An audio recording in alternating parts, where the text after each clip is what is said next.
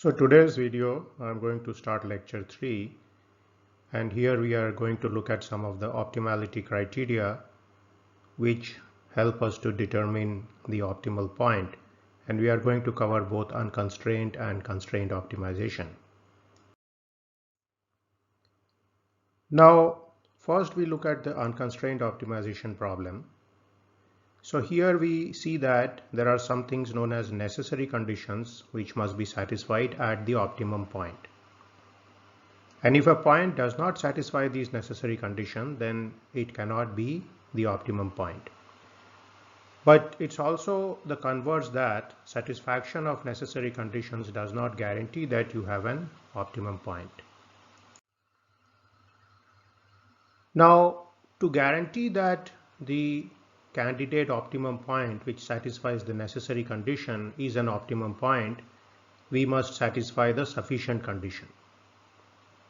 So first let us look at unconstrained optimization problems where we essentially seek to minimize f of x without any constraints, and we will look at the single variable case and then at the multiple variable case. So this is a single variable function f of x, and we have expanded it in a Taylor series as we saw in the previous lecture. And again, if we subtract f of x from fx star, we get delta f, the change in the function value, and this can be written in terms of this term, which is a term involving the first derivative, and this term involving the second derivative, and then there are a plethora of remainder terms which we will neglect as being extremely small because essentially d is small, so we can neglect these things. So this is the approximation being made here. Now if we look at this particular delta f and we think of any function or curve, a single variable function can be plotted on this particular graph. We can see that if fx star is a minimum point, then fx minus fx star should be greater than equal to 0. And this is the case both if fx is here or fx is on the right hand side of x star in this graph. So delta f must be greater than equal to 0. That's a fact which comes out from the definition of the minimum point. Therefore, if this is greater than 0, then this delta f is also greater than 0. Now, in this particular series, the dominant term is going to be the first term. So essentially, this term must be greater than equal to 0. So if this term is greater than equal to 0, then there are two situations. One situation is that this d could be positive or d could be negative. Now depending on that, you could get two different type of cases. So for this to hold at all times, it's only possible if f dash x star equal to 0. So this is the necessary condition for a minimum point with which you are all familiar from your basic calculus in high school. So essentially all the points which satisfy this particular condition of the first derivative being 0 are known as stationary points. And essentially when a point is a stationary point, it can be a local minimum, it can be a local maximum, or again these can represent certain points known as saddle points. So in general, we will call these points as stationary points or as candidate minimum points. Now let us return back to the single variable function. So we already see that at the stationary point f dash x star is equal to 0. So if we put this in the Taylor series, then we get delta f is this second derivative term plus remainder terms, and this whole thing should be greater than 0. Now of course this term is the dominant term here. Now if you look closely at this term, you will see that d is typically not equal to 0, and therefore d square must be greater than or equal to 0. Now for this to happen, or for this taking place, what should happen is that the second derivative term should be greater than 0. So essentially that is the sufficient condition for a local minimum point, that the second derivative at point x star is greater than 0 for a minimum point for all d not equal to 0. Now, there may be situations where this second derivative is greater than 0 is not true. You cannot conclude that this is not a minimum point. For example, this could be 0, but we can say that x star cannot be minimum if this is not greater than equal to 0. So this condition must be satisfied for the minimum point. Now, if the second derivative is 0, then you need to consider further derivatives like the third derivative, fourth derivative, and so on, and you can essentially figure out that concept by looking at the Taylor series expansion and looking at the higher derivative terms. Now we make a nonlinear leap into n dimensions. So essentially, if we go from the one dimension to the n dimension and consider a multivariate function, then we can write the Taylor series in this form, which we discussed in a previous lecture. So essentially, the function value at x star, the term involving the gradient vector, and the term involving the Hessian matrix. So now again we define this delta f change in function as fx minus fx star, and so we get this value here. And here of course x are the design variables and this x is a vector. So now again, for x star to be a local minimum, this delta f must be greater than 0. And we go back to this equation and we immediately realize, since this first term involving the gradient is the dominant term and d can have both positive and negative values, this gradient vector must be 0. So that is the necessary condition or optimality condition for a multivariate function, is that the gradient vector becomes 0. So this is the necessary condition, and if you have a multivariate function, you set all the partial derivatives with respect to x1, x2, x3 to xn equal to 0 and then solve these equations, and this will give you the stationary point. So the solution will be x1 star, x2 star, x3 star all the way to xn star. That's the design vector at the optimal point for an unconstrained function. Now this point may be a stationary point, it may be minimum, maximum, or a stationary point or a saddle point. So now let's look at the second term to get the necessary condition. So again, delta f is greater than 0 and we already see the gradient vector is 0. So as far as this equation is concerned, this term involving the gradient vector drops out and you are left with only the term involving the Hessian matrix. And therefore you can see that this particular term, which is half dt hd, should be greater than 0.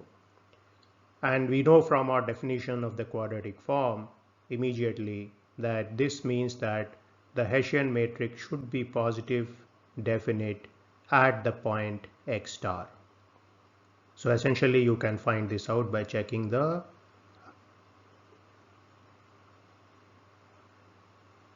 eigenvalues of this particular matrix at that point. So that is a simple check for this particular sufficient condition. So we also see the similarity between f double dash x is greater than 0 and the Hessian matrix being positive definite, because essentially when you have a single variable you have a scalar number, and when you have multiple variables you have a matrix here, but the concept is an extrapolation from one dimension to n dimension. So it's very easy now for you to solve any kind of optimization problem with single variables and with multiple variables and for constraint optimization.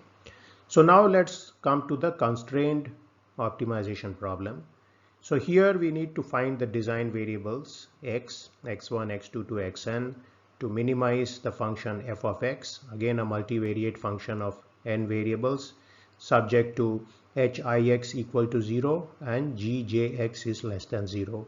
And here there are p number of h constraints, the equality constraints, and then there are m number of the g constraints. So this is the standard nomenclature which we follow in these slides as well as in the book. Now we again want to find necessary conditions, just like we found for the unconstrained problem. We want to find the design vector, and also we want to consider the equality constraints first and then include it to the expand it to the inequality constraints, because the equality constraints is simpler to understand, and once you understand this, it becomes easier to understand the more complicated case. Now before we look at the necessary conditions, we'll define a certain point known as a regular point. So for a regular point, consider minimizing f of x subject to h I x equal to 0, I is 1 to p. So here a point x star satisfying all these equality constraints is called a regular point if fx is differentiable at point x star and the gradient of all the constraints at this point are non-parallel planes.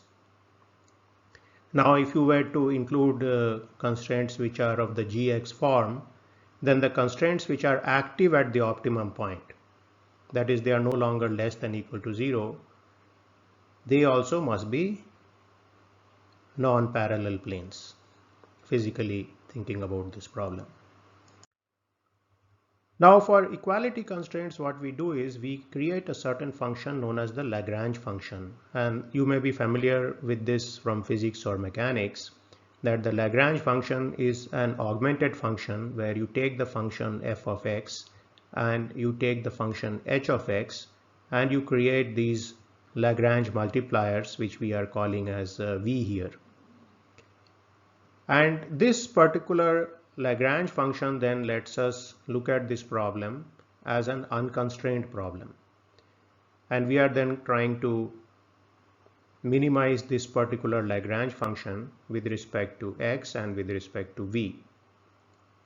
So this is a function of x and v, and the necessary condition for a minimum is that you set the gradient vector to 0. So essentially if you set the gradient vector to 0, you get this equation here by differentiating completely throughout the equation, and then you get this equation here. So this gives us some physical feel about what is happening here. You see that the gradient of the cost function and the constraint function, they are along the same line and they are proportional. So essentially the Lagrange multiplier is the proportionality constant here. So this is your Lagrange function. If you differentiate it with respect to the vj's, you essentially get back the equality constraints, which of course must be satisfied at the optimal point, and the solution must lie in the feasible region.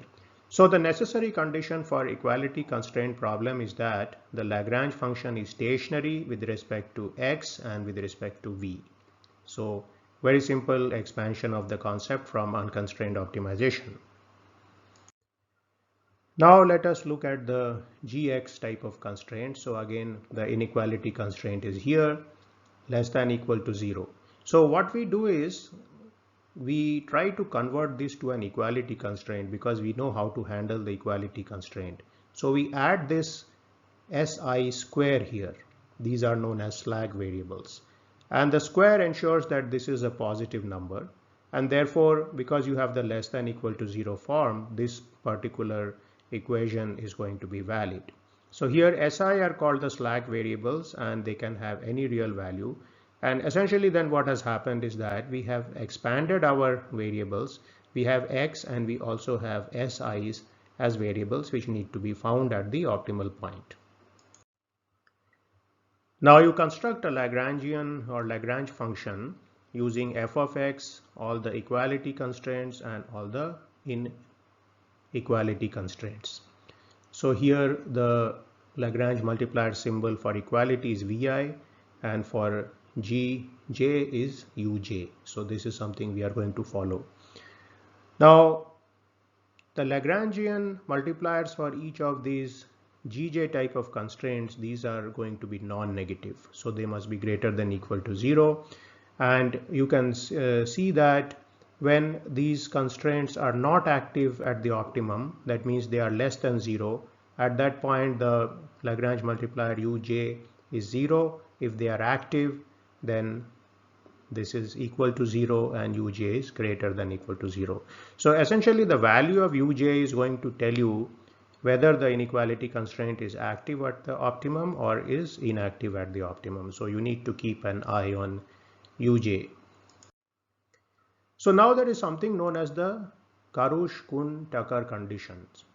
So these are known as the KKT conditions, and these are fundamental in optimization. So we can write these conditions with the following definition, that let x star be a regular point of the constraint set, that is a local minimum, subject to the constraints h is equal to 0 and g are all less than equal to 0. Okay, so the Lagrangian can then be written like this. So again, the function, the equality constraint and the g constraints, and adding the slack variables. And here I have made all these vectors so that we can write it out in a compact form. And so now this function L has x, v, u and s. And remember that v and u are the Lagrange multipliers and s is the slack variable, and all these are essentially combinations of vectors and some scalars. Now if you are more comfortable with the summation form, you can write it like this here, and in the summation form this is I is 1 to p and this is I is 1 to m. So again, just remember the different nomenclature for the equality constraints and the inequality constraints.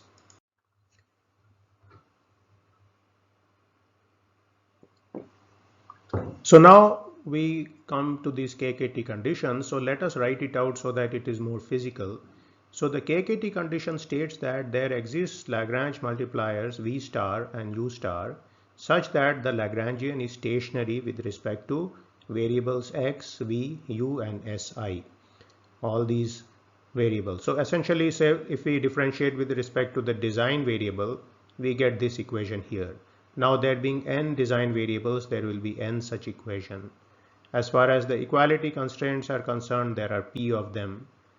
The GI constraints are concerned, there are m of them, and there are m slack variables also. The SI squares are all going to be greater than 0, so m of them. Now if they come out to be less than 0, then that point is essentially discarded. And also we have something known as the switching condition, which is ui si is 0, and of course we know that the ui should be greater than equal to 0. Now if we look clearly here, we have the number of unknowns and equations in these KKT conditions is n plus 2n plus p, and you have to essentially calculate all these derivatives at point x star and set them equal to 0, and you obtain a set of equations which you can then solve to get the stationary points for the multivariate function. And these are the switching conditions here. So the switching conditions means that you have to check for each case. You have to check the case where ui is 0, you have to check the case where si is 0, and you have to check the case where both ui and si are 0. So if we again write out the KKT conditions and then put it in this form, where we have the function here, we have brought the function value here, and we have all the constraints here, we can see a certain physical form coming here, which is that at the stationary point, negative gradient, which is here, which is the steepest descent direction of the objective function, is a linear combination of the gradients of the constraints with Lagrange multipliers acting as scalar parameters of this linear combination. So you can see that this is exactly what is happening at the optimal point physically, and that if you do some very simple problems graphically, you will be able to see some of these things being satisfied if you look at two-dimensional problems and so on. So again, today's lecture we found the necessary and sufficient conditions for unconstrained and constrained optimization, and you now have the tools to solve some of these problems if they are presented in a closed form manner. So if you have simple functional representations of f of x or f of vector x and h and g, then you can use the KKT conditions to solve for the necessary and sufficient conditions, and you can find the optimal point x star. So this is the end of lecture 3, and I'll see you in my next video. Thank you very much.